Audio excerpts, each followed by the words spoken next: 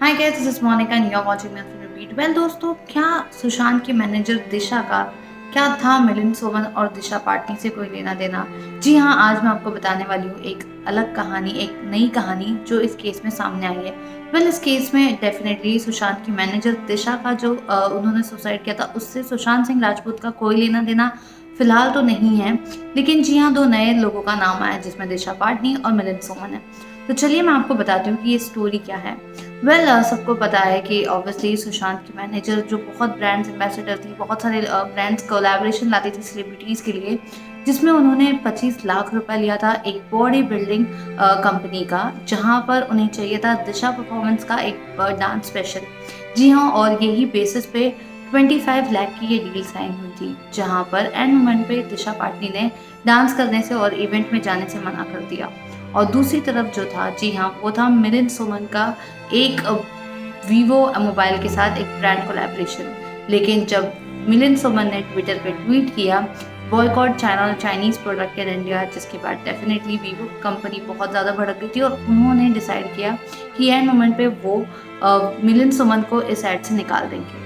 Well ये दोनों जो थे ये दिशा के ही लाए हुए डील्स थे, जहां पर मिलिंद सोमन को मिले थे 17 लाख रुपए। जी हाँ, तो एक तरफ 25 लाख रुपए का नुकसान और दूसरी तरफ अगर आप देखोगे तो 17 लाख रुपए का नुकसान। और दोनों डील जो लाए थे दिशा ने वो कैंसिल हो गए थे, और उसके बाद जो दोनों कंपनियां थी वो कॉन्स्टेंटली दिशा को परेशान कर रही थी। वेल इसके ऊपर उनकी फैमिली ने कहा कि बहुत पहले वो सोचे थे कि शायद इसके ऊपर हम कंप्लेन करें, बट देन उन्होंने सोचा कि शायद ये थोड़े टाइम के बाद सेटल हो जाए। लेकिन कॉन्स्टेंटली दिशा को काफ़ी परेशान कर रहे थे दोनों कंपनियां पैसों के लिए स्पेशली, और दोनों डील दिशा के हाथ से निकल चुकी थी। तो इसके बाद वो थोड़ी डिप्रेस थी, थोड़ी फ्रस्ट्रेटेड थी, उनको समझ नहीं आ रहा था कि क्या हो रहा है, कैसे करे वो, एंड डेफिनेटली इसके बीच वो सुसाइड भी उनका हो गया। तो उन्होंने अभी भी कोई कंप्लेन नहीं किया है। जी हाँ, उनकी फैमिली कहती है कि उन्हें किसी का इन्वॉल्व नहीं करना है, किसी के ऊपर कंप्लेन नहीं करनी है, कोई इन्वेस्टिगेशन नहीं करनी है। बस दिशा आज उनकी फैमिली से निकल चुकी, उनकी फैमिली के बीच नहीं रही।